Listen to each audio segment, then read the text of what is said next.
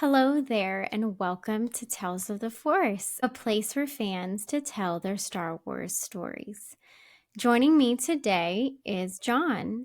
Jon has been a Star Wars fan and an athlete as long as he can remember.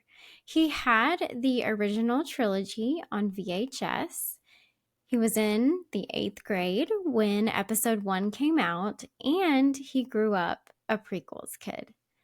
Like a lot of fans his age, it wasn't as much of a focus in college, mostly because there wasn't anything new coming out. As a college athlete, he also didn't have much time for hobbies and other things. His love of Star Wars was rekindled once Disney bought it and announced there would be more movies. He was quickly wrapped back up in the stories from a galaxy far, far away. After visiting Galaxy's Edge, he was introduced to the world of props and costumes, which became a huge passion for him.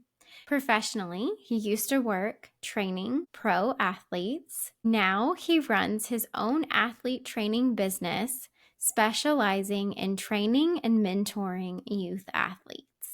The company is a representation of him and who he is, and so it's inspired by the themes and designs of Star Wars.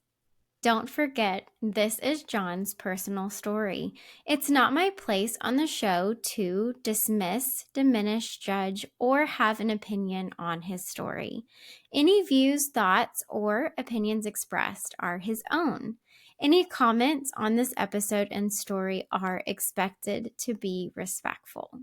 With all of that out of the way, please join me in welcoming Jon to Tales of the Force.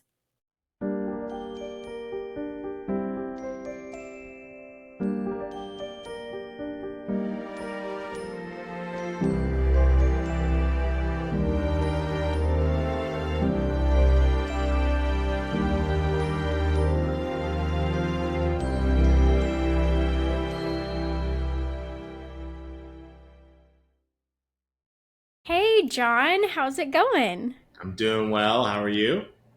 I'm doing good. I almost said good in you. Watching too much TV. I don't know if you've Yeah, watched Letterkenny, but I very. have not like I watched like the first season way back in the day, but You're like, I how do are know you the line. now? Good in you. That's what it made me. Oh, you went away. No, I'm just kidding. There it goes. The motion sensor That will light. happen It's again. it's fine. It'll keep people on their toes if they're watching. Sure. When Gives me is like the a light? Palpatine vibe if it happens. Yeah, they can. It can be a drinking game or something. I don't Yeah. know. Sure. So, for everybody who doesn't know, what is your Star Wars story? How did you get into Star Wars? So I've been Star Wars fan as long as I can like really remember. Like I don't have a lot of memories that go back much further than or like Star Wars is there if I have a memory back that far, you know?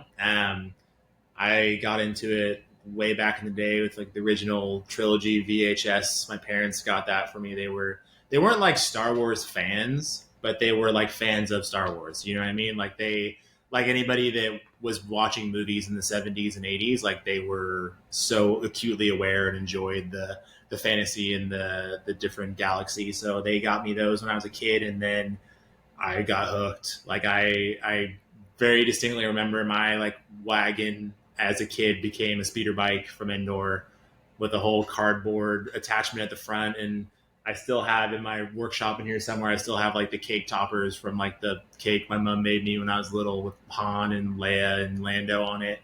And so they got me into that. And so there's never a time where I wasn't into it as a kid. And then I was like the perfect age for the prequel trilogy. Like episode 1 came out when I was in like 8th grade. And so we grew up in Marin County. So like I grew up right near Skywalker Ranch. And so Yeah. we were, the community there is always kind of like, I would say like extra attached to Lucasfilm and George Lucas, and kind of they claim him as a native son, you know? And so it was always like my older half brothers, they saw Return of the Jedi and like a test screening in Marin County at this theater in town. So like my dad took me to see episode 1 at the same theater that they went to see Star Wars back in the day that he took them to see. And so it was like a cool kind of like full circle moment. And he had a Yeah. friend that he grew up with that had worked on the original trilogy and made some props for it and stuff. So we had this like extra connection of the history of Lucasfilm and Marin County and film in the Bay Area. But I think the prequel trilogy, like the originals definitely got me hooked and I was into it and I was a fan. But it was like the prequel trilogy in that era was like my stuff, right? Like Yeah. when I remember seeing Darth Maul and it blowing my mind and the two-sided lightsaber, and it was like, Yes. yeah, it was crazy. Like looking back, like I still love seeing the trailer from that. Like it's just such a nostalgic hype that it gives you. But I remember just being like buzzing after seeing the movie and like being so hooked on it. And then like at that time too, if you went to Target, it wasn't just like here's 8 toys. It was like the entire aisle was Star Wars stuff. So it was like this incredible merchandising area where it's like you got to see the Pepsi and it was like everywhere you went. So it was so in like the zeitgeist for kids my age. And so I just went, Yeah. it was the right age for me. From 8th grade, it was episode 1. And then I was like, a sophomore in high school when episode 2 came out. And then I remember my junior or senior year, I skipped school to go see the first showing of Revenge of the Sith at that same theater in Marin County. And so it's like, it's always been something that's always been my thing. And I love the books, and I was kind of like a completionist. Like in terms of like lore, like I wanted to know the names of everybody sitting at the Jedi Council and all those random factoids that have no value in Yeah. normal day-to-day life, but are great in this world. But so, and then like anybody else, like they're in that era, like it kind of went dormant for a while, Yeah. when the prequels ended, and I lived on that hype for years, and I still follow it. If there was a video game or something that came out, I played it, but it was like a lot less to be Yeah. excited about. There's just only so many things, and I was only like there were some books I read. Like I'm a big Obi-Wan Kenobi fan, so like there was a Kenobi book that came out during that time, and I remember reading that, and a Mace Windu one that happened. But Legends in the EU like never really, or what it's labeled as now, never really like resonated with me Hmm.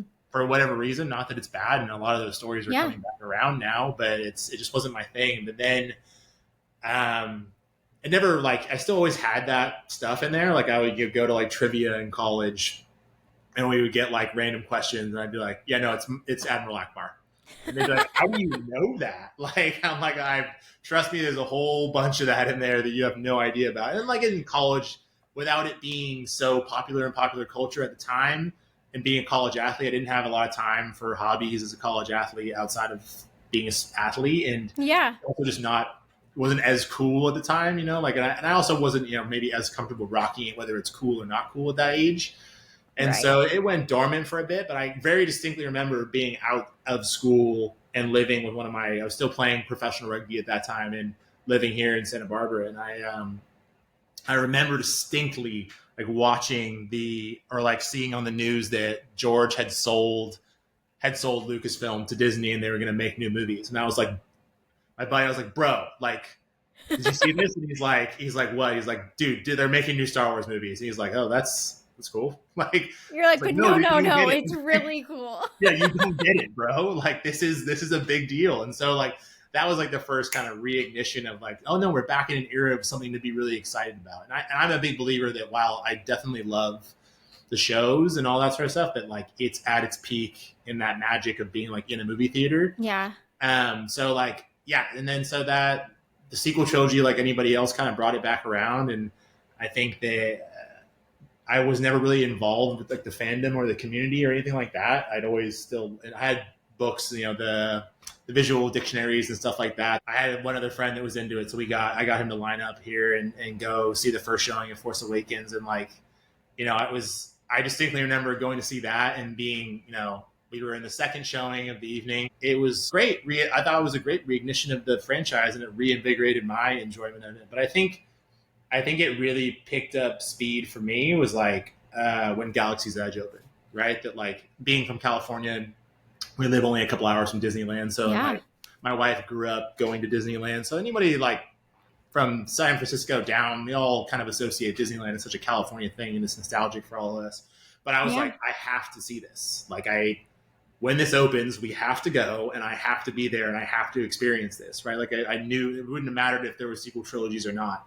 And so I missed out on the initial like tickets for the first like preview, but I found out that if you booked at the Disneyland hotel, it guaranteed you admission into Galaxy's Edge. I was like, all right, I got us a spot at the Disneyland hotel so we can be there and part of this first group.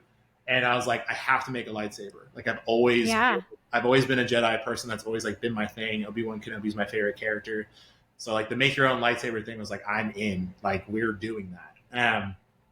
So we went like first couple of weeks that it opened, and it was like that experience like blew my mind, right? And I hadn't really experienced much like immersive entertainment like that. Like obviously Disneyland's immersive, but like that, I don't know if you've done that experience or been to Galaxy's I Edge. haven't done the build like your lightsaber yet. I Yeah, haven't done that experience yet, but I have gone to Galaxy's Edge. I've yeah, been twice, and it is so immersive. yeah. Yes, but I do want to do it. I mean,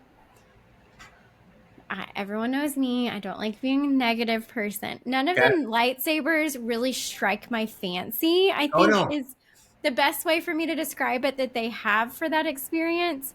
But I would 100% pay to do it. Right. Yeah, yeah, yeah. No, and I agree with you. Honestly, like, and I'm not trying to be negative. The second generation of designs, I wouldn't want them. Like, Yeah. they're not my vibe. But that being said, the experience and everything they do in terms of the immersive part of it is so well done. Like, I specifically like didn't watch video. You know, it'd been out for a week. Bloggers and pictures. Yeah. I Specifically, still didn't watch. haven't really watched it either Don't, because I don't want to know because I know don't. I'm going to cry. Yeah. No, I mean, and I'm not like, I'm not like an unemotional person, but I'm not like, cry on the drop of the hat kind of person. Yeah. But there's two little moments in there where like, I wasn't ready for a certain thing to happen. And I was like, oh my God, like I'm getting teary eyed right now. Like, Yeah. and it's the way that they present it is like the logical adult in you is like can very easily figure out after the fact how they did that. But in that split moment, Yeah. you're like, oh, that's a lightsaber. Like that, everyone's got a light. Like this is amazing, and Yeah. so it's so well themed and so well done and so like distinctly Disney magic. I was like, this is unbelievably well done, right? And that was like the first time where I had held something like in my hand, like from Star Wars, like a Yeah. physical piece of that. And I like that. I wouldn't say that became like addictive, but it was like it's something. I mean, as you can see, it's not addictive. Yeah. Like it was just like the concept, like, oh, like you can bring these pieces into the real world. And I'd always Yeah. wanted a lightsaber, and like I had looked at, I'd always loved Obi-Wan's lightsaber, which is why I have a bunch of them. And but I never had made the jump to do that. And then I started watching. I don't know if you remember, like Rex and Around podcast back in the Yeah. day. Yeah, Yeah. they were great. Yeah. Like I love, like Michael's awesome. Like I still chat with Michael here and there, just Yeah. because like I have a Super 73 and I ride it to work every single day. That's awesome. But those were the guys that kind of like brought the idea of like making props and costumes into my mind. Like it never had occurred to me before. Like I didn't really know. Like I knew people dressed up, obviously, but Yeah. I didn't know anything about the 501st. I didn't know about prop making or anything like that. And then so I started, and he was like going to Galaxy's Edge really often, so I wanted to know everything happening. If I went back, like what were the other things I could do? What were all? So he was like my go-to source of like news of like you go often, you know what's happening in there. Same thing with Ordinary Adventures. Yeah. And I had a friend who was an engineer that I work with, and she was like, because part of it is like this stuff is cost prohibitive, right? Like it's Star Wars licensed replicas are expensive. Yes. So my friend was like, she's like, why don't you just get like a 3D printer and like make some of this stuff? And I was like, you can do that? Like how expensive is a 3D printer? And like I was like, I didn't know anything about it. She's like, probably a couple $100 is the entry level. Yeah. Which was like that was the gateway drug was the entry level 3D printer. But that was when I started just messing around. Like, okay, if I can't afford to have these things that I would love to have, then I'll learn to make them. And that was like my kind of entryway into the community because there was so many talented people that were already making these things or had developed files for the accurate Mandalorian helmet or whatever. So like that was my entry along with like, Rex and Around and those podcasts, like my entryway into the community. And I learned from so many people and they helped me build some of the things that I wanted to have. And so like that kind of helped me discover the art form side of what Star Wars brings. But that's kind of my loose story. I would say like it went dormant for a while. Come on, light. There we go. So yeah, that's my rough outline of it. It's never not been there, but it's definitely back for good though. I would say, Yeah. it's really going anywhere now. Yeah, I think it is interesting too because you know, I was, I think, 9 when The Mhm. Phantom Menace came out. And then got into my teenage years as, the other Right. two in the prequels were out there. But I same, like, grew up on Star Wars. My parents saw it in the 70s. Mhm. And they always talked about like the phenomenon of it, like Right. how no one expected it to be this big thing, and then everyone's like, have you seen this Star Wars movie? And then like there's lines and everyone's going to Right. it. And so I grew up that way with it. And yeah, Disney, I was able to go, even as a kid. I've shared with you, but like I grew up going to California as a Right. kid. And so we would go to Disneyland. And even as a teenager, or whatever age you are, if you're not a kid, as a teenager, an adult, whatever, it takes you back to Oh, being a totally. kid, even without the Galaxy's Edge aspect of And the it. nostalgia factor is huge. Yeah, and it's just like such a nice escape of just having pure like happiness and joy in a sense. I mean, I say pure, you're paying a lot of money to go, Yeah, but but the experience is like, I don't know, like you don't it's like you're not thinking about the stress of whatever it is in that phase of your life that's going on. You get to kind of just relax and be you totally. and enjoy the things that you love, and you're not embarrassed for it, when you're at No, Disney and different things. And now to have Galaxy's Edge there, it's like a whole nother aspect of it. And totally. it's by far my favorite part Yeah, because of being such a huge Star Wars same. fan. And I remember rounding the corner the first time, and I've like only been to Galaxy's Edge in Orlando. I haven't gone in Disney like land in California yet. I haven't Yeah, gone to Galaxy's Edge there yet. they're pretty But similar. I've been to both. yeah, and I remember rounding that corner that first time, and you see the Falcon, and it's just like you're saying, you're an adult, Yeah, this isn't real, yeah, but like, holy but crap, it's that's the right in front of me. Millennium. Yeah, Yes, yeah, 100%. Which is like, I mean, to have like, I think that as you get older, to realize how few and far between moments like that are, where like yeah, your logical mind is fighting with your fantastical mind, right? To like that, and that's what Disney does so well, right? Like, yeah, sure, it might be expensive, but like, there's very few places in the world where you can yeah, be like blown away by something, even though you know it's not real, right? And yeah, I think that resonated with me, and then it just took me to learning about all the art that goes behind that. That how yeah, that Millennium Falcon doesn't just show up shipped in a box, right? That people build that and paint that, and like, okay, so how do you do that? How do you make that? right. That became so interesting for me, right? And I'd always been interested in stuff like that, but I never had went and learned a skill set or anything like that, you know. But you're doing it now, which is really cool. For sure, it's been a really great piece outside of my career, right? To like to give me something else to focus on or to do, and I didn't know how much it would like enrich my life. You know, at first it was such a transactional thing. Like it Hmm. was, I wanted Hans Blaster, so I can't afford the $3,000 master replicas version, but I can paint this metal one that's a hell of a lot cheaper to look just as close as I could possibly get it. And what I realized too during that process is that in that transactional nature, nothing wrong with collectors that love licensed stuff, Yeah, but there's a different attachment between me and that blaster because I made it, I painted it, I learned the process to do it, than the one that is the licensed replica.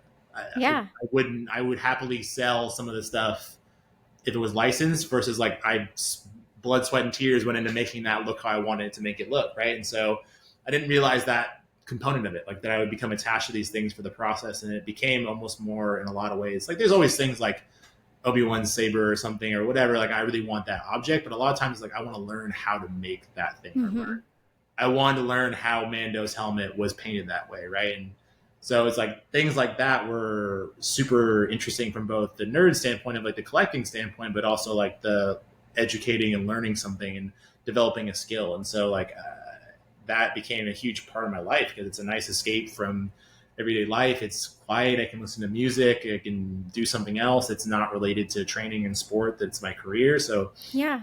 I didn't realize how much I needed that until I kind of found it. And then it was like when I had stress and burnout that I had something to lean on that kind of kept me wanting to do stuff. And Yeah.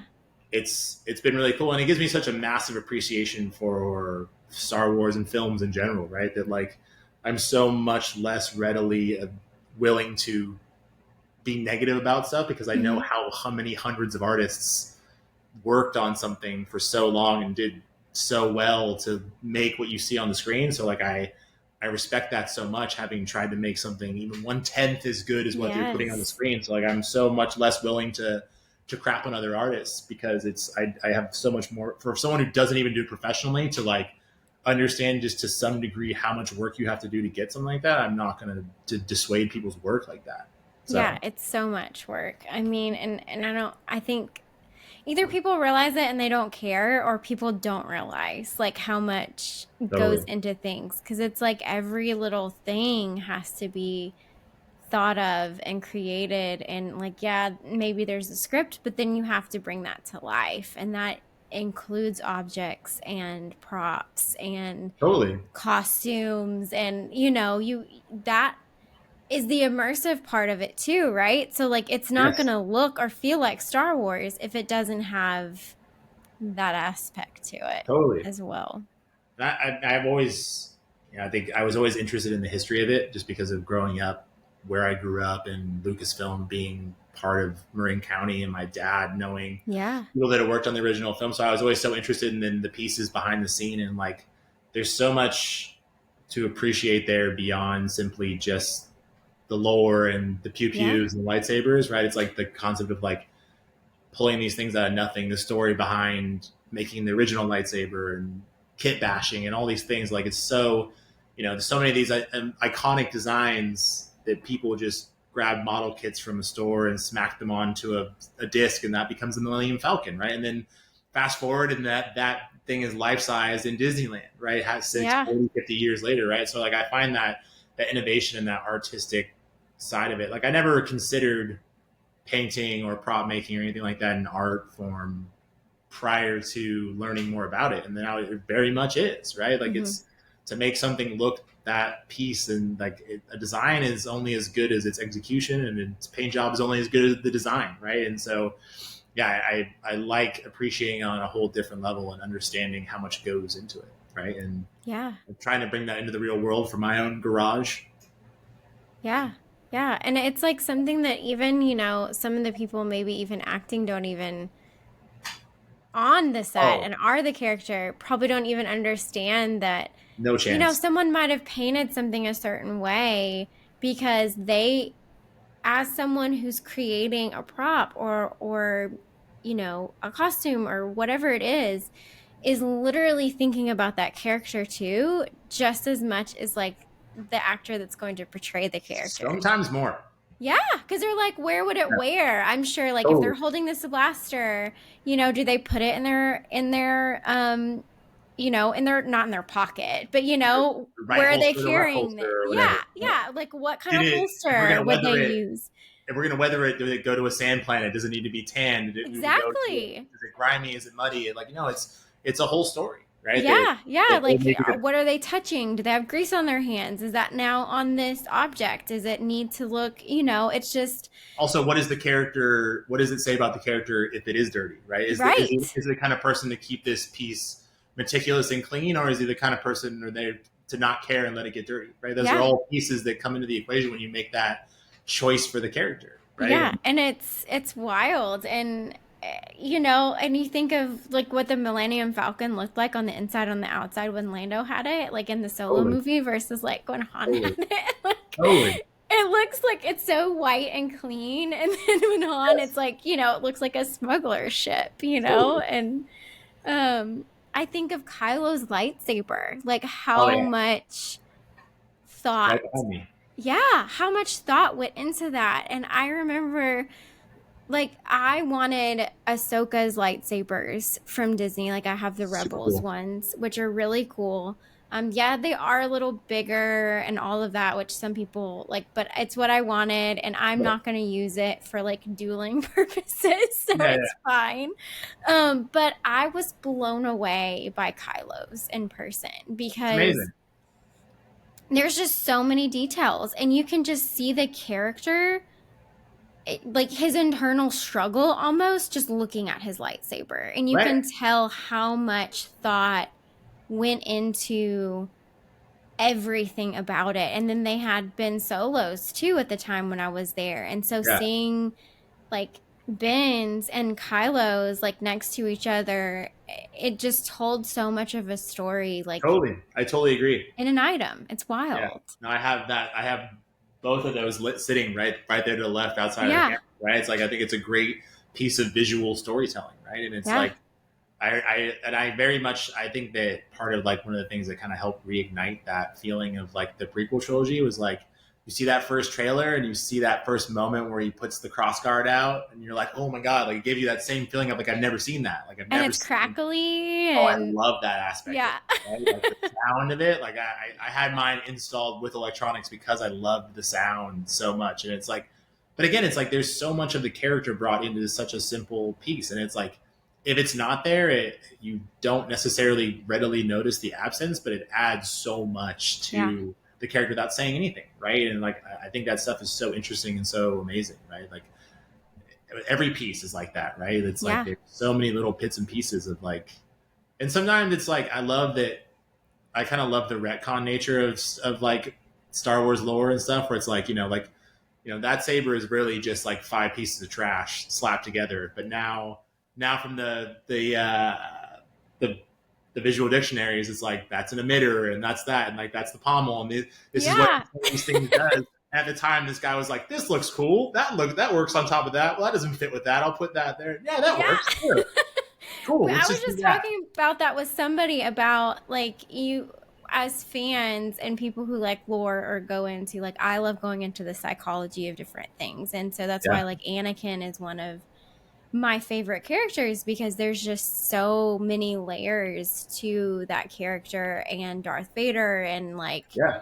the connection between the two. And so I can nerd out forever in theories of why Vader's saber and Anakin's saber look so similar when in reality they had those parts and that's what they made him. They're like, Yes. oh, well, we'll add this black part Yes. and then it'll look different. And there Yeah. was, at the time, there probably wasn't that in depth of thought between the two. I mean, there could have been. I don't Yeah. know. There could have been, or it could have just been what was available. Totally. But now I'm sure when they were making like, Ben's versus Kylo's, there was now almost this like backtracking, like Totally. let's make the difference look that way, and like you're Totally. saying, it's almost like retconning why things were like why Yeah. Anakin's saber was still you know, blue during that time. Well, realistically, it's because Luke has to have it as blue. Yeah. It can't Right. be red. It It couldn't has have to been happen. Yeah. bled. Yeah. Yeah. but now all this lore was created for why it Right. was like that. And it's just, yeah, it's just such a living, breathing story still to this day. And Totally. that also fascinates me too, because I don't know, like, yeah, there's a lot of other franchises that are still around and they're still big, but I don't know, there's just something special about Well, Star there's like a Wars. depth to it too that we all take it to. That like I think one of the things I love about it because like I said, I've kind of discovered the artists that come into this, and I don't think there's any franchise of any other kind that celebrates the people that weren't George, right? That we know who created the Ralph McQuarrie designs. Yeah. We know these different ILM artists that created the Falcon and the people that are so. But every other movie, you couldn't tell me who was the person that made Frodo's dagger. Yeah. Probably like I'm sure it exists and you could find it, but it's like the same way like in our fandom, in our community, people are aware of these people and they celebrate the people that created the vision and stuff. So like I think that I love that it celebrates those artists that are behind. I mean, I think Phil Tippett is like an amazing example of that, right? Of like we know that Phil Tippett created the Rancor and all these things, and he gets the love for that, and like Yeah. George gives him the love for that. And whereas it's not always that way. If you watch Alien Romulus is a bad example, but like because they actually do hype up all the special effects guys. But it's there's so many movies where like there's such a crazy design that you have to really dig to find who made this and who gets celebrated for that. So I love that it's like a franchise that like loves the props and loves the designs, and people like Doug Chang and that get the love they deserve for creating this galaxy that I don't think that other fandoms maybe to the same degree. I don't see that in like Marvel. I don't know Yeah. who painted Mjolnir in any movie, you know what I mean, or whatever. And so I think there's a great appreciation for the artists behind the galaxy that we love so much, and I think that's cool because it's the history of it is so much more chronicled than maybe any other movie franchise, right? The Yeah. amount we know is crazy. And now there's so many fans that like are now making the thing. Totally, It's not totally. just a job. It is literally someone who grew up and loves it as much or more than even we do, and we love it a lot. And now Yeah. they're like working there making Star Yeah, Wars, I mean, and it's just you look at wild. like Marcus, right? Like Marcus, I forget his last name right now, but it's like I mean, he was sculpting helmets for the Mandalorian mercs for years, right? And he did film the TV stuff, but then he sculpted Sabine's helmet, right? And Yeah. for Ahsoka, and like he's done that from scratch, and like that guy's a lifelong Star Wars fan that got to like live out his dream, right? And like I have friends that I've been lucky enough to meet through painting and learning stuff about the prop industry that like have gotten to like a friend of mine, Parker, shout out to Parker if he listens to this. He grew up watching Clone Wars, right, with his dad, who was working in the effects industry since, Jurassic Park. And he got to paint Rex's live action armor, right? And like he's like, I grew up watching Clone Wars with my dad on Saturday mornings, and I got to paint this It's armor in real wild. life. And it's like, it's a dream living out Yeah. your reality for those guys. And so it's cool to see that, the hype that gets behind that. But also again, it's seeing the it's such an interesting circle of like artists learning, people inspired by the art, learning the art, and then creating the art. Right? It's like Yes. if I ever get asked to do a Star Wars show, I have no interest in getting into props or painting as a career. But if someone was like, "Hey, we need 5 blasters," would you? I'd be like, for free. Like, I will do it for free just to say that I did something for a Star Wars production. Right? I So it's mean, for better or for worse, you can't really find like more fans that are as passionate as Star Wars totally, fans. Like, there's totally, definitely pros and cons to that, but totally. like, people know Star Wars, and if there's something that they enjoy doing about it, like they know about that. And I think that's something that I think George, like you were talking about, like set such a big precedence for it's not just me, like there are other people that are doing this. And I think Yeah. he did a lot of behind the scenes stuff that wasn't happening. Like, let me show people this how people did this. And because I think a lot of his stuff was inspiring a next generation for different Oh things. yeah. Besides just the mythos of the stories, was just the art behind it, and that's what's happened. I mean, Dave Filoni has become who he is because Lucas, Totally. and I mean, I know a lot of people, some people have very hot takes on things, but I even think of like Kathleen Kennedy. Like, she was underneath him and like, with production, and has watched his full career, and like, I've also like it's so funny. it's wild. I think you look at it too as like they're all just like other people too. Yeah. Like I And haven't you're all going to met, have your own takes on it. and it's like I think it's like you look at like all these people that are in charge of it, and like it was an interesting moment I had. Like I was lucky enough to go to the Acolyte premiere, right, which That's was awesome. amazing, really, Yeah. really, really cool. And I happened to go to the churro table at the exact same time as Kathleen Kennedy, right?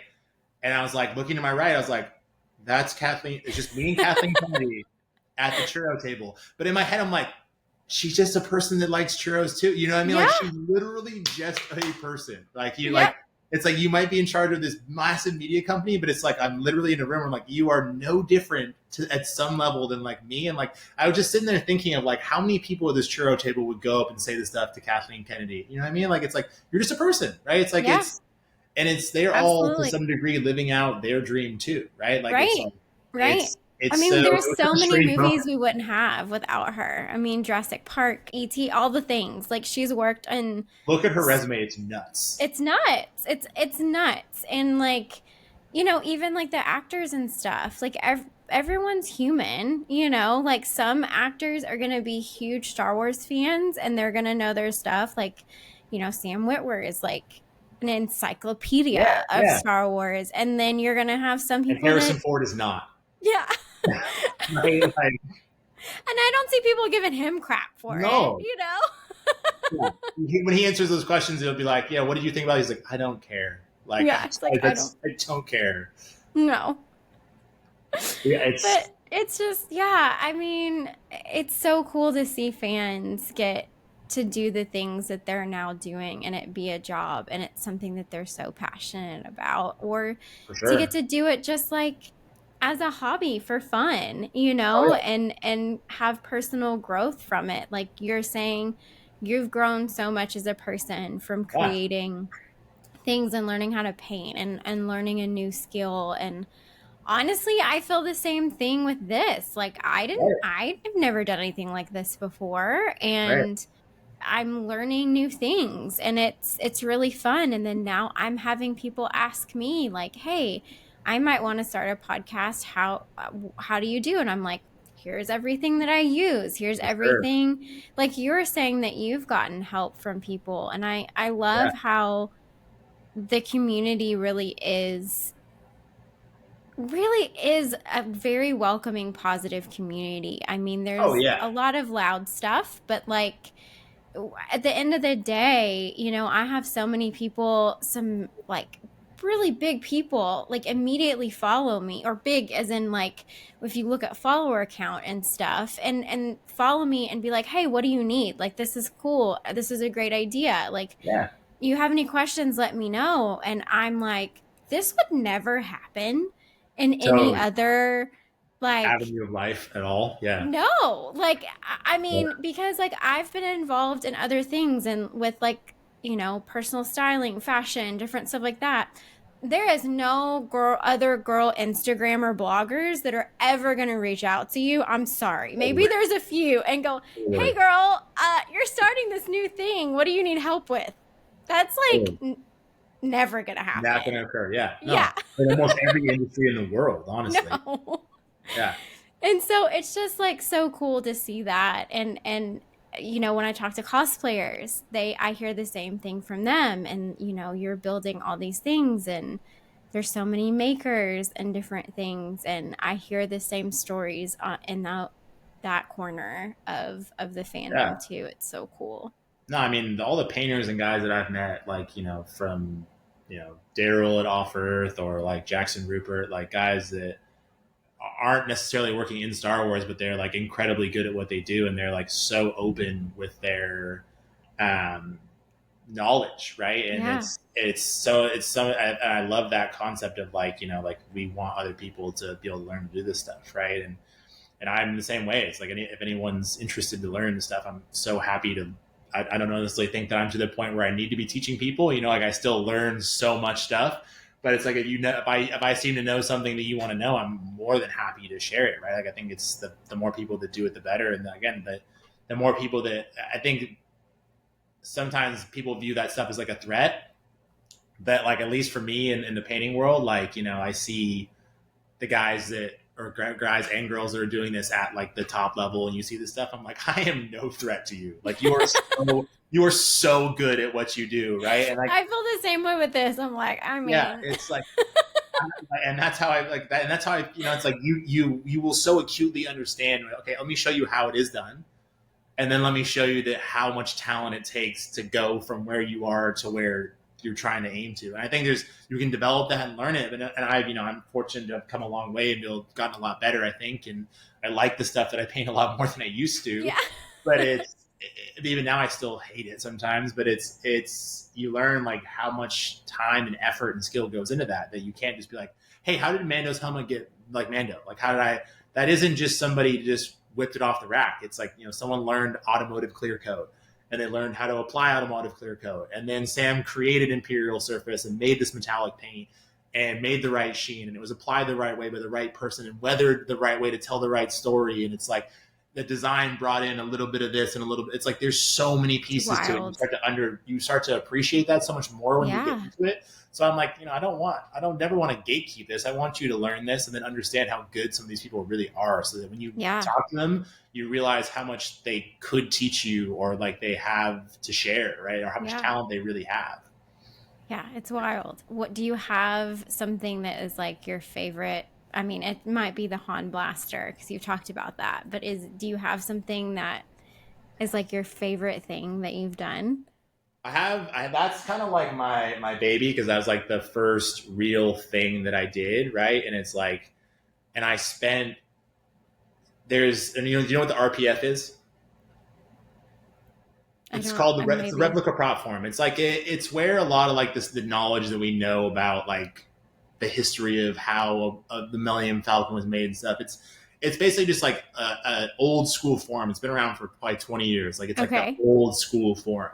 Yeah. And it's for like prop makers of all Okay. sorts. It Yeah. has See, this is Star not Wars. my like realm at all. So Yeah, like yeah. all of this Don't is I new. don't expect you to know it.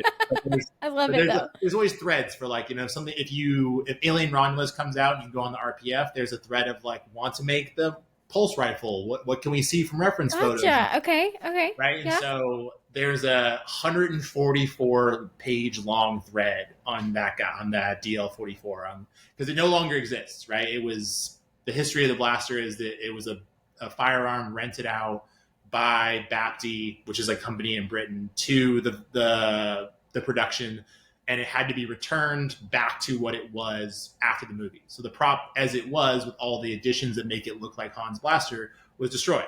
Right, like those pieces were gotten rid of. It's And wild. so it's this history of like, what did it look like? How did it look like that? What do we think it is? Are we sure it's like this or that? It's hundreds of photos and debate and all this sort of stuff. But I read the entire 144 page forum on all this information. And then I went and painted it myself to like the version I liked. So like there was just so much time and effort spent into doing that. But it's Yeah. funny because I look at it now and I have so much more skill that I consistently look at it thinking maybe I'll go back and do this again. I don't know why, but I think that's probably like my favorite. It's just like I love. I think it's such an iconic design that so has so much history and so unique, and it was the first thing that got me into the painting. But the thing that I'm chasing is this guy is an Admiral Okay. Akbar, and it's like Awkward. creature painting is a lot more difficult than hard surface painting. Yeah. Because there's just a lot more that goes into it, and to make it look real and make it look cool. So like I've been trying to learn more about creature painting, and so I can make this. I've loved Admiral Akbar. I've always just thought it's just such a crazy out there design that's like so Yes. unique and so iconic to Star Wars. And there was no, when I looked at it, there were no people making wearable masks. So like I had a sculptor like commission this and made this for me, and you can buy them. Like he sells them Yeah. now, but it was just something that I've always wanted. I never thought I could have. And so like, again, it's kind of like the same impetus of like, I will go and learn and get good enough at it that I'll make something that I'm happy enough with. And eventually make a little like Akbar bust of like the paint job and all that stuff. So I'd say that's the thing I love. And that's kind of the thing I'm chasing. And as you can see, Yeah. that thing's blank, and there's some sketchy paint jobs sitting next to me over here that were practiced. There are, but yeah, there's like but there's also like pieces that you end up liking more than you thought you would. Like I painted this, and it was just kind of like at Okay. random.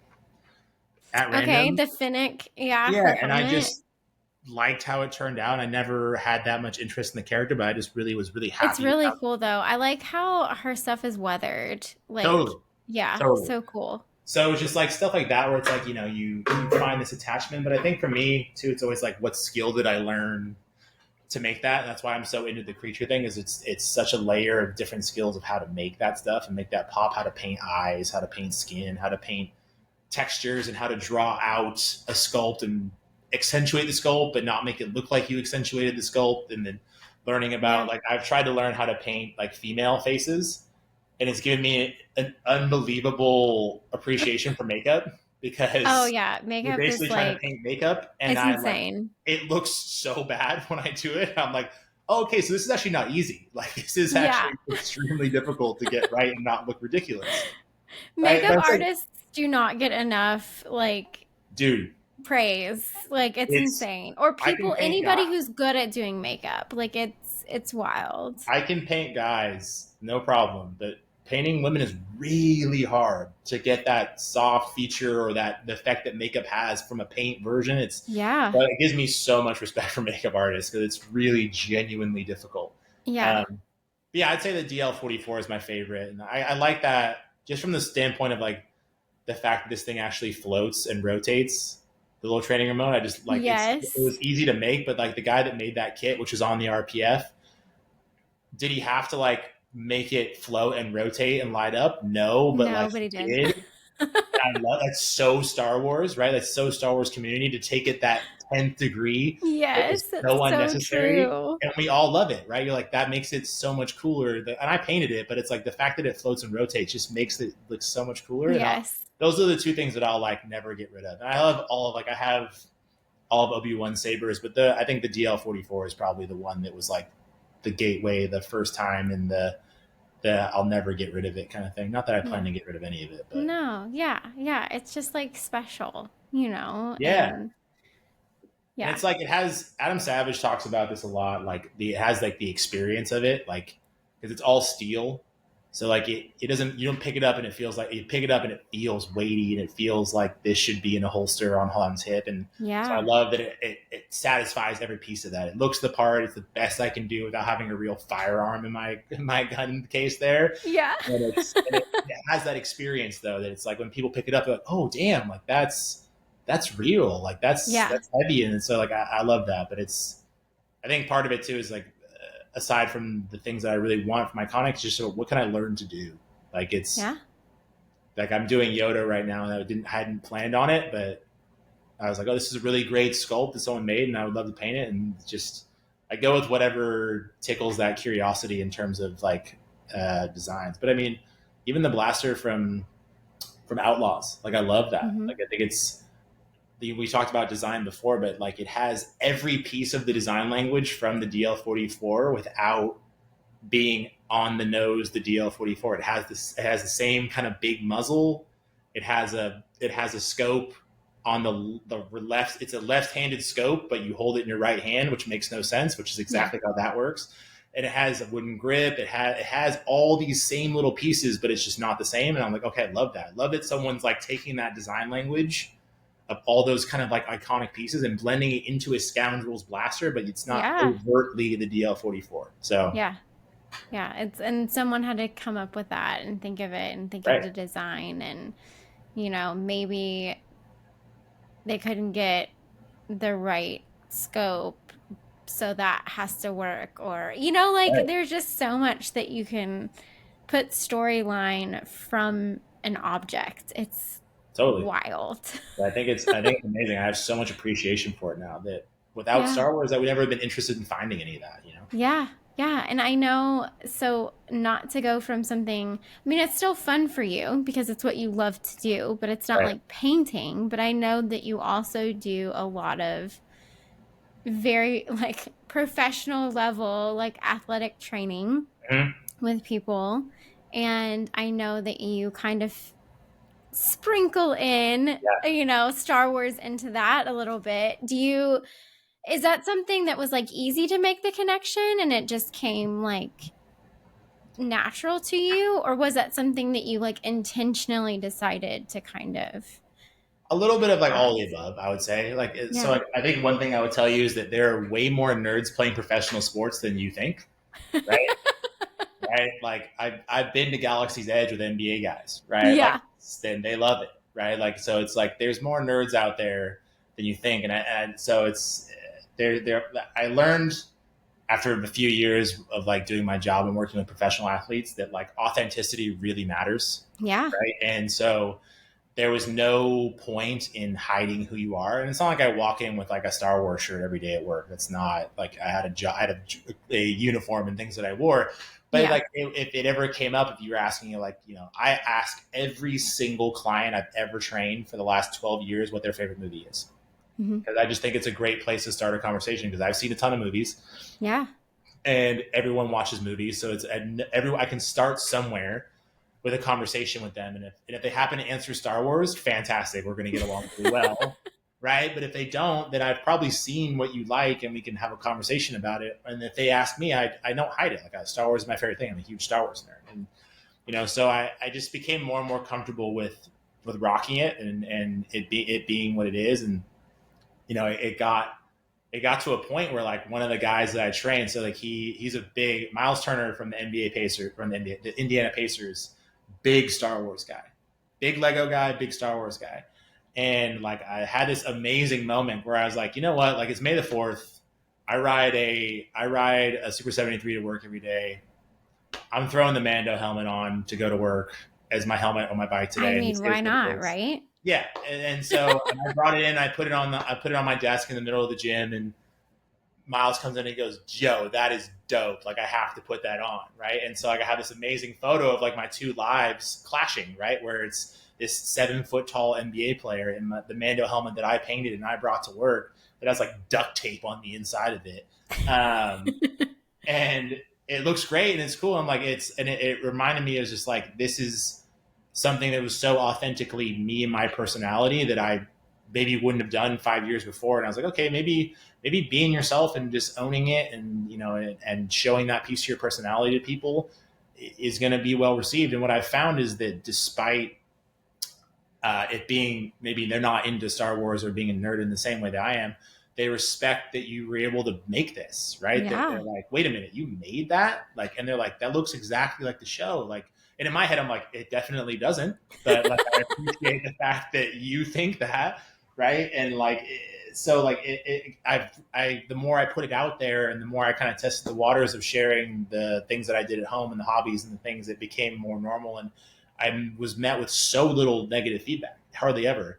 And I mean, even and if I ever was too, it's like I had these like great relationships with kids where it's like I remember a few years ago I started training a kid and I was asking like, "What are you doing on the weekend?" And he's like, "Whatever." I don't remember what he answered. And I was like, "What do you know?" I was like, "Oh, I'm probably gonna do some painting." And he's like, "You paint stuff?" And I'm like, "Yeah, like I do paint props and stuff like that, like from Star Wars. It's like my hobby." And he's like, "That's weird." And the girl that I've been training for years just comes up and he goes, "No, you don't get it. He's really good." Like she was like defending me, like, and I was like, Yeah. "It's okay. Like you don't need to defend me. Like but I appreciate that, right? Like, and so it opened my eyes to like, I think a lot of us are afraid to put that aspect of their personality out there a little bit, Yeah. right? It's like it can be daunting to share that thing that maybe not everyone's into. Everyone likes pizza, not everyone likes being a giant nerd about Star Wars, right? And so when I decided to leave my old company, I was like, if this is going to be a company that is run entirely by me and a representation of me, then Yeah. I wanted to represent the two things that I really enjoy and believe in. And so it was Star Wars and training and sports. So, and as I've gotten older, I, what hooked me in originally was speeder bikes and Ewoks and pew pews and lightsabers. But now what hooks me in is, the wisdom from the Jedi and meditation and these other deeper meanings of good versus evil, and the different incredible messages that get relayed, these Yeah. amazing morals and myths that get pushed through Star Wars. So like I wanted to bring that together, right? And so I was lucky enough to have a good friend in Mike Hondo Supply to help me design this logo that was like not overtly Star Wars, but like very, so like the shape of it, the company is a triangle, it's a trinity, it's meant to look like a holocron. Yeah. And the concept of my company is that I have all this information and knowledge in the world of training, and the way that the Jedi disseminate that knowledge to the next generation is to put it in a holocron and open it when you're ready, right? And we both really like the concept of like, that a holocron isn't just like a book, right? You can't just open it and absorb the knowledge. You have to be connected in some way to it, and you have to be open to it, and you have to do some work and buy in to get it to open and give you the information, at least the Yeah. way it's portrayed in Rebels, right? Yeah. And so we wanted that concept of like, when you're ready to receive all the knowledge that I can give you, then you'll get it, right? And until you're bought in, until you're ready, you won't get the maximum out of this. And so we developed that concept around that creation of knowledge, and we also try to tie in some of the star map imagery from Ahsoka, because I like the Mm-hmm. idea of like charting a course for your career, for your athletic journey, and that it's this big map that could go a million different directions, but we're just trying to chart different points along that way, and navigate your way through the galaxy. Um, and so yeah, that was like the basis. I don't explain that to every kid that walks in, right? It's like they're like, I'm like, yeah, it's the company's called Force Performance, right? It's like it's not hard to see the obvious. And Yeah. they're like, well, I just didn't put the in there because I didn't need Bob Iger calling me to tell me to take the Force out of my company name, right? And so, but it was, and I haven't had any pushback, right? And like the more I've leaned into the more coaching outside of just, I was always just a strength and conditioning coach and a personal trainer, right? And that's, you just improve the physical. And I realized that you can have a way bigger effect on high school kids' lives, and younger athletes' lives as you help them grow. That if you have if you have an Obi-Wan Kenobi in your life, right, then that helps you so much to have that voice in the back of your head or someone reminding you of what to do or where to be or whatever it is. And I realized that, like, to be a great athlete, you have to have those people in your life. It's not just simply jump higher and run faster. That's a huge piece of it. And I understand that stuff really well. But it also has to be this piece of, like, how do I make you like a better and more well-rounded person? And also have that, you know, I can try and be that. This sounds crazy, but to try to be that voice in the back telling you to turn off the targeting computer, right? That, like, Yeah. you got this, right? And that's the hope, is that to bring some of those underlying bigger messages to them, and make them better people and make them more mature and more resilient to challenges and fear, right? We do meditation with all my athletes on fear. Like, I try to find a time for every single athlete. We meditate as a group. Like, I train kids in like a group of like three or Yeah. four, but I always try to find a time to do like a one-on-one meditation where we talk about what they're most afraid of, whether it be sport or whether it be in life. And obviously, we don't want to do that in a group because it's daunting to share your fears with people in a group. But Right. like, we Yeah. try to Yeah.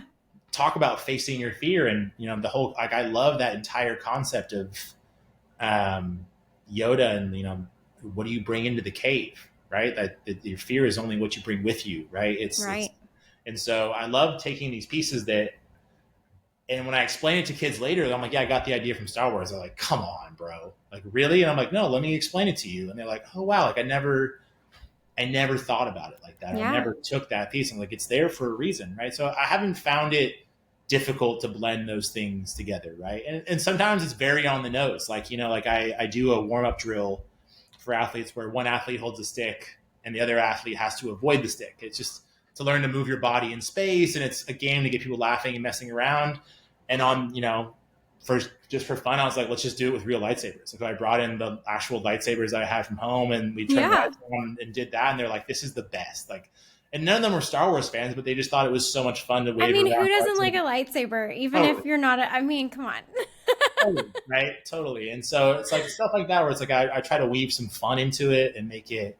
And if I try to encourage all my kids to watch Star Wars, like, if they haven't. And I have one girl that, like, she's in high school and she watched the prequels for the first time. So we would, like, sit down and talk and be like, because I'm so curious when someone hasn't seen this, like, Yeah. what did Same. you think of this? What did you think of that? Did you figure out who Palpatine was and stuff? So, like, we try to weave it in without beating them over the head with it. But it's like, it's cool seeing they like the designs and the shirts that Mike was able to put together for me, and they rock it, not knowing it's as nerdy as they think. But I love that, right? And I love that concept of it being incognito nerdy. If you just want to wear the design, it's there. So, like, I haven't had much struggle with it. I think the early struggle was being not afraid to put that out there.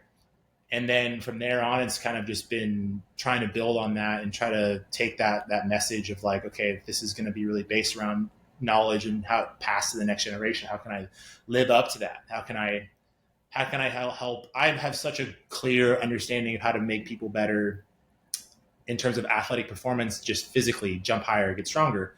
Yeah. So how can I help you with your mind? How can I help you with your body? How can I help you with your spirit and your fear and those things that are all part of the equation? So Yeah. I try to live up to that Obi-Wan vibe in people's lives, and hopefully it works. I seem to get good feedback with it, but it's been easier than I thought. Like, I thought Yeah. I was a little bit absurd for trying to do it, in a lot of ways, but it seems to work really well, and it's been a growing thing, and I get really great relationships with athletes. So, like, I think it's going well, but it's cool. It's been nice to not have people, like, spit on your face about it. Like, Yeah. that's your fear. right? That's your fear, is that Oh, you're like absolutely. Star Wars loser, Absolutely. like shut up, you know what I mean? Stop talking about Yoda, you know what I mean? Like Yeah. it's and so it's been cool to see that kind of come to fruition. And I think that I'm lucky to have so much respect from the kids that I train, that that when I tell them certain things, they would never care whether it came from Star Wars. I was wearing like a what's it called, Heroes and Villains crew neck the other day at work. That was a Boonta Eve pod race. Yeah. She's like Their that's a stuff dope. is so good. It's great. And Yeah. one of the kids, she's like, that's a dope crew neck. And I was like, this is like a high school kid, right? And I was like, yeah, it's Star Wars. She's like, no way. Like, I'm like, oh yeah.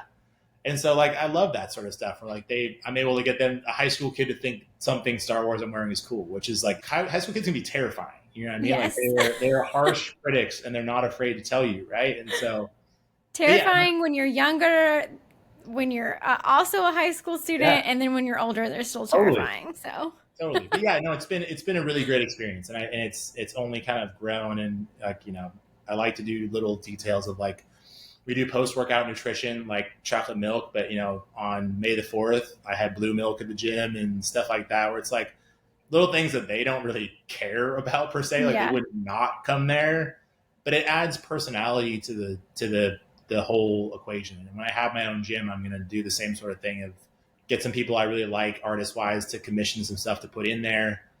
It's a win-win. I can pay them for their amazing work. It's a tax Yeah. write-off as decoration in my gym, and Yeah. so it brings personality and uniqueness to it. It opens a conversation, and I really want to encourage kids to just be themselves, right? To like, I want that place to be.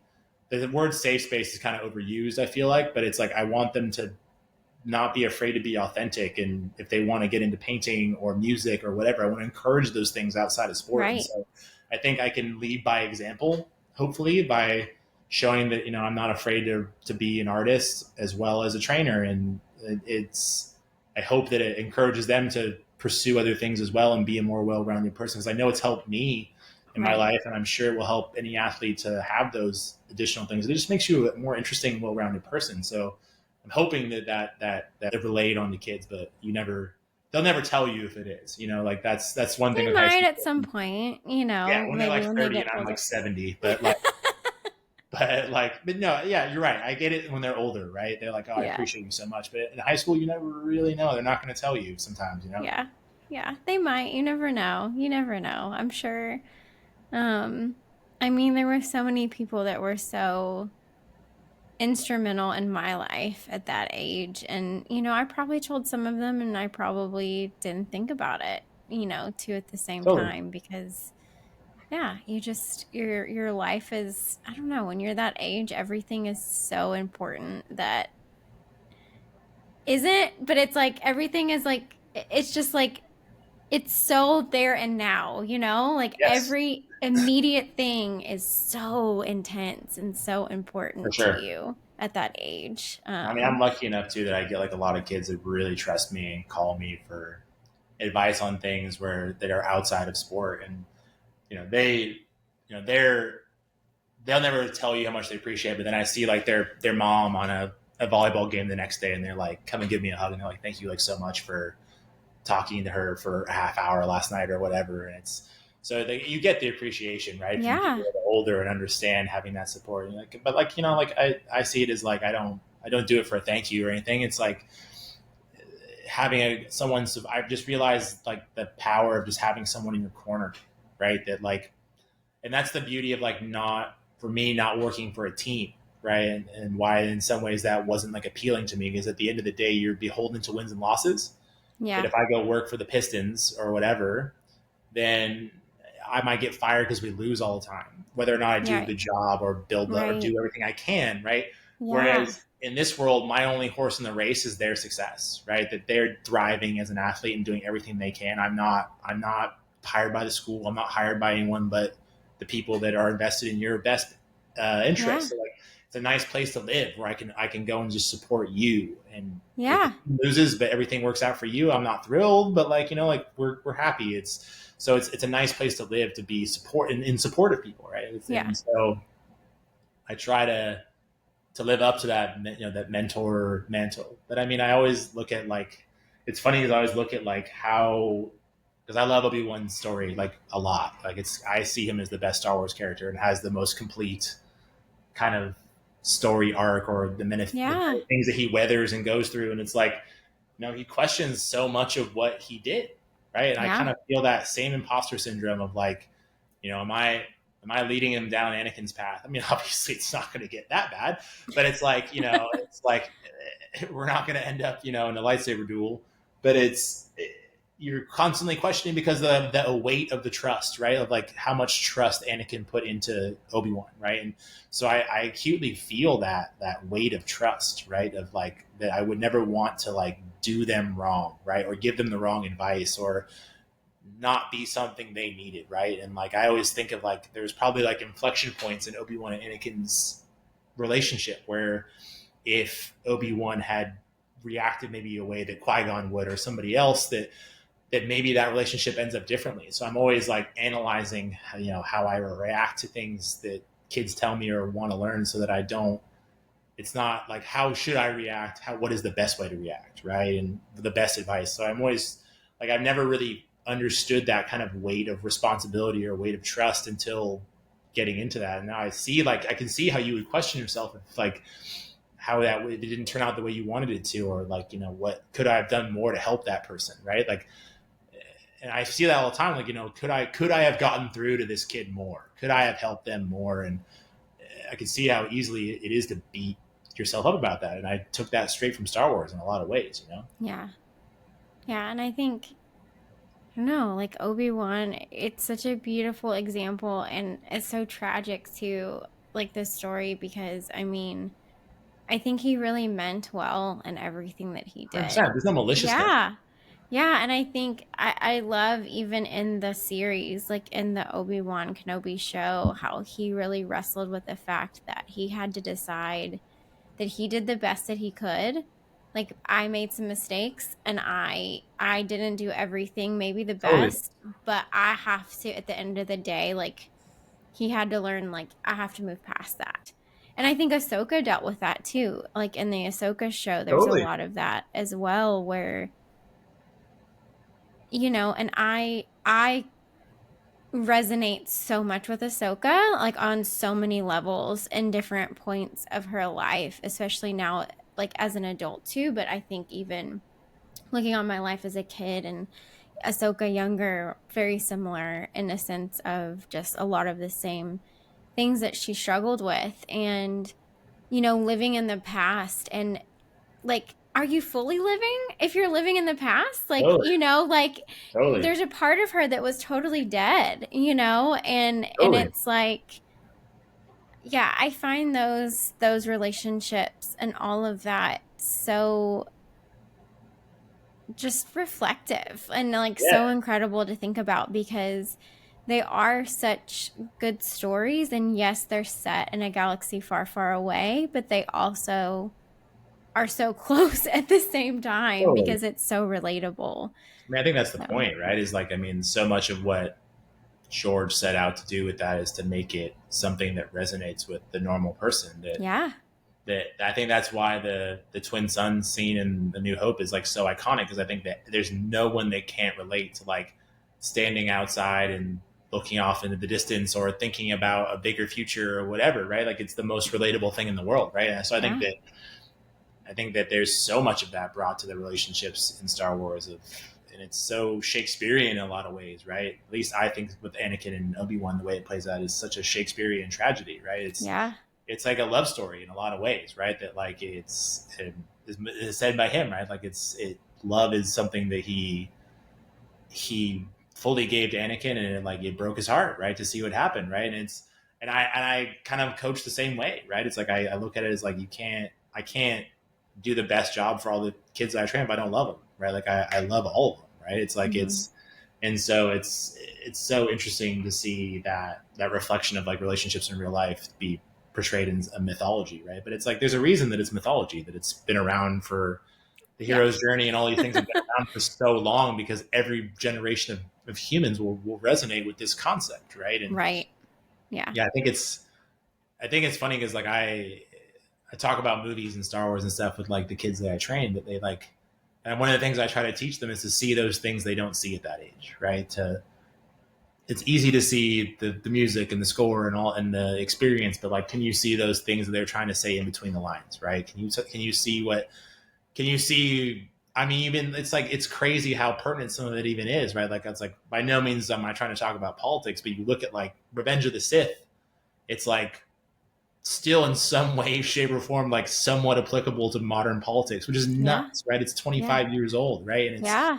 so it's like there's so many of these patterns and things that play out repeatedly over time in human history that it's like they're universally understandable themes that I think is my hope is to impart that too. Is like, yeah, look, I get it. This is Star Wars. It's nerdy. There's aliens. There's Admiral Akbar telling you it's a trap. But there's also really deep meanings on these things that are on purpose, right? That you can take away and learn to look at things more as an art form than simply just at surface level. Which is like I think that's the beauty of it with Star Wars. Mm-hmm. You can enjoy it on the surface and Yeah. you can dig Absolutely. way deep and find some crazy depth there that maybe sometimes we go a little further than there was meant to be, you know what I Yep. mean? But sometimes we're not even scraping the surface of what like the artist behind it was thinking, right? And Yeah. so I find that so Exactly. interesting.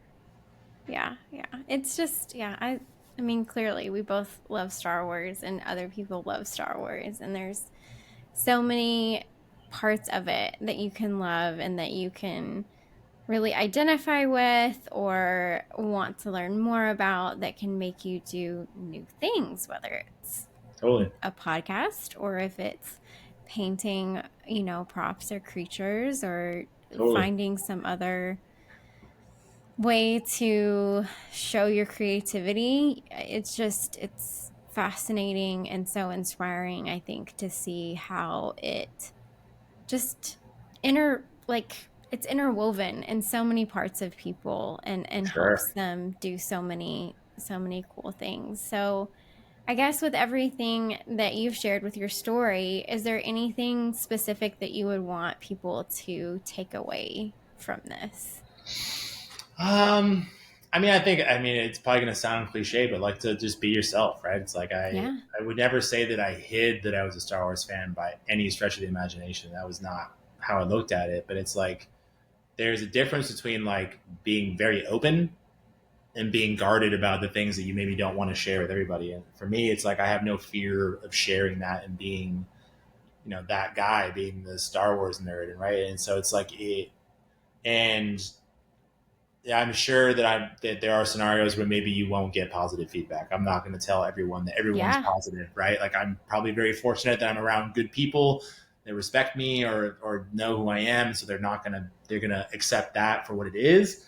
But I think that the fear of not exposing that or letting that part of you out or that piece of you shine, kind of holding back the person that you are, is you're selling yourself short and you're selling the rest of the world short in some way. And I think you're a lot more free to help other people and be the person you want to be when you're not tailoring the person that you are to fit the situation. Right. And Yeah. so within reason, I'm not saying show up to work in a stormtrooper outfit. You know what I mean? Like it's like there's a line, right? But if you rock the pin on the shoulder or the Roosevelt shirt that doesn't look like Star Wars, like I love that stuff. That like to let that flag fly, and I've seen mostly only positive feedback, right? And I think that trying and try stuff. You know what I mean? Like I try painting, try singing, whatever it is you want to try. Is I think that most people that are in that world, you might fear being judged, but everyone in that world was where you were at one point. Everyone, the best painters in the effects industry were where I am right now and wherever I started, and so they all get it, right? They have no want to tell you that your stuff is bad. They Yeah. want to tell you that how to get better or how you could make it better and like or what it is you want to learn. And so like I think that the people that really do that stuff, the people that really build stuff or create stuff, understand that insecurity and that fear and that want, and they'll never tear you down, right? It's only the people that have never done it, right? The person that's critiquing your paint job, I can guarantee you hasn't painted, right? I can guarantee you, right? And I Yeah. guarantee you the person that's critiquing your podcast has not done a lot of podcasting themselves, right? And Yeah. so I think that if you find those people and you put yourself out in that community and put yourself out as genuine and real, like you're going to get more positive feedback than not. And Yeah. if you do get negative feedback, it tells you you're not around the right people, right? Like Yeah. and if you can change that, great. If not, it is what it is. But I think that, yeah, that'd be my one takeaway is be yourself and try stuff. And like, it's worked out for more people than it's not worked out for, you know? Yeah. A lot of times people are excited that you're excited about something that they love too. It's like, For sure. oh, so And a like, new person wants to do this with me? I feel less alone now than I did before? totally. I think too is like, if we're talking through the lens of Star Wars, I can assure you that Star Wars is a big enough thing that everybody needs one Star Wars person in their life, because eventually they'll get to Mando or something, and they'll have not seen Rebels or Clone Wars, and Bo-Katan's going to show up, and they're going to be like, "What? Why does this matter? Like, what?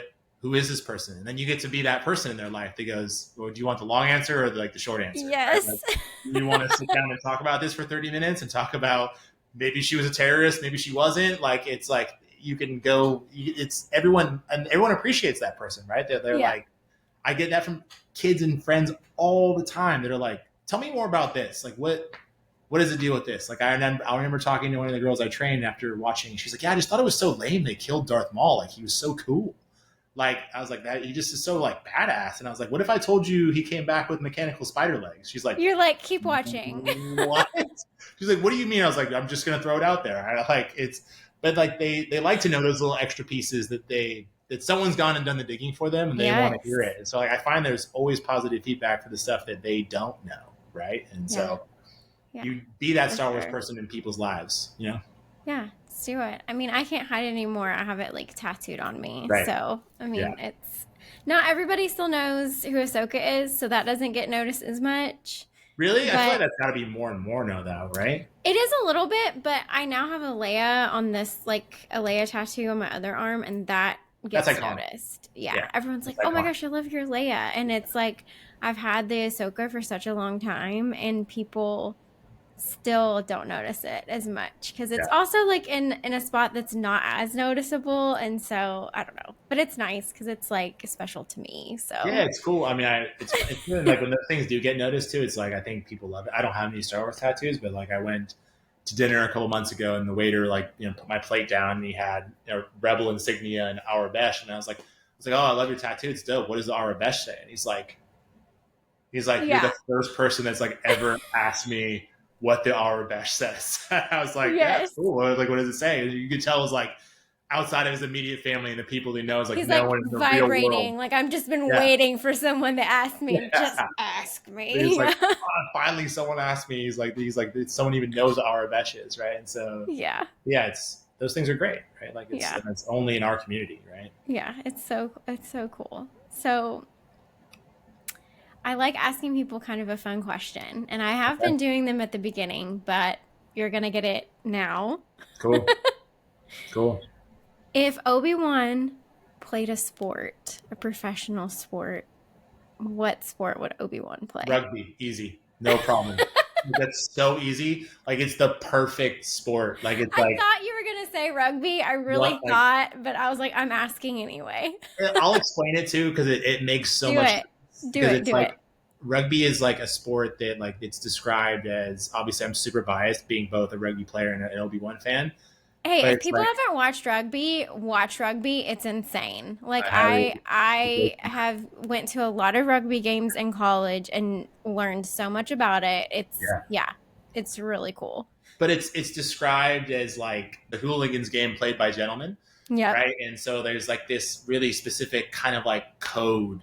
There's a lot of unwritten rules in rugby and how you treat other people, and but it's not soft, it's not weak, it's nothing about like that. But there's a respect and a gentlemanliness to it that I think is like so Obi-Wan in the way he carries himself, and that kind of like that air of like, it's not arrogance, but it's like the whole concept of like a lightsaber is a weapon of a more civilized time, right? And so like I think that his sensibilities would be so on par for rugby. Like he's for sure in no way weak or soft or anything like that, but he also has this air in which he carries himself, and this that you don't go below that. It's almost like very old school British in a lot of ways. But Yeah. it's like, yeah, I think rugby would be very for sure his sport. Like Oh it's yeah. it's shockingly easy question for me on that one. Yeah, But I yeah. have a good reason, Obi-Wan right? 100% would be rugby, and then Anakin would be like American football. I feel 1000%. He'd be like a middle linebacker out there trying to kill people. like. 100%. Yeah, Anakin would be that, and then like I feel like Yoda would be like chess. But Yeah, that's fair. yeah, I can see that. It's like Darth Maul, like a villain. Like what? Darth Maul would be an MMA fighter, 1000%. That's fair. That's true. I mean, Yeah, like like, he yeah, lives for cage fights for sure. that's true. Yeah. Now I just want to, I keep thinking of like different people. It's just like, I don't know. Do you think Palpatine would play a sport? Yeah, I can't. It's hard to imagine him as like a athletic person, even though it's like he's supposed to be crazy fast and powerful. But like, I don't know what. It depends on which version of him you're talking about, right? Like, That's fair. is it like riddled old Palpy, or is it like Sheev, right? Like, is it Like like maybe Sheev. Like what sport would Sheev Sheev seems like play? Sheev seems like a soccer player that would complain every time he got a yellow card. You know, Like, like oh, I got hurt. Let me yeah, follow you. exactly. He's a flopper, right? Like he did it against Mason. Ooh, or rowing. I could see him maybe like Yeah, for maybe sure. not. No, because he needs to be. It needs to be like something he is front and center. I feel He's a like rowing is manipulative flopper in soccer too for much sure. of a team sport. So Totally. He could yeah, be a really egotistical manager on a soccer team for sure. that's that Like a too. Yeah. Jose Mourinho type of like arrogant manager. Oh gosh, that's fun. I've had people think of like songs for different people, but sports is like a whole nother. It is different. I mean, those. It's funny because I've never thought about it ever, but There it's you just like go. New so question. instantaneous in certain things. Yeah, I figured you would say rugby for Obi-Wan. That's literally what I was it just thinking, but fits too well. You know, it like it's. does. It does. And I Rugby think is that's part a of why the character resonates with me. Is like my mom grew up in Australia, and she's kind of in during the time when it was very like British influence in Australia, yeah, and so like that kind of like stiff upper lip civilized way of carrying yourself. Like I resonate with that so much. But there's like that underlying toughness and sarcasm to him that it's like he yes. sees life with a sense of humor, but also like conducts himself a certain way at all times. And like I just love that. Like the Yeah. concept of having it together, but also like having a sense of humor about life. Like that resonates with me so much, right? Yeah. Yeah. And I feel like Ewan would answer the same way. I feel like he would say Obi-Wan plays Yeah, I mean he's rugby. Scottish, so it's like it's soccer Yeah. or rugby. It's one or the other. It's those are your only two options, and I bet he's a rugby guy. Like, Yeah, probably for sure. Well, thank you so much, John, for yeah, coming on and sharing all of the things between like your creative passions to like what you actually do yeah, in real life and how that is influenced by Star Wars, how Star Wars has influenced you. Like it's been such a great combo. So yeah. thank I've you enjoyed it. so much Thanks for for having coming me on. on. Yeah, appreciate it. Thanks for having me on. Thanks for joining me today on Tales of the Force. This podcast was hosted, produced, and created by me, Jessica McNair, with music by Michael Hoover. Don't forget, our stories of hope is the force of this fandom, and they are a powerful ally to each and every one of us. Life creates them, makes them grow. Their energy surrounds us and binds us together. Luminous beings we all are, not this crude matter. May the force be with you always.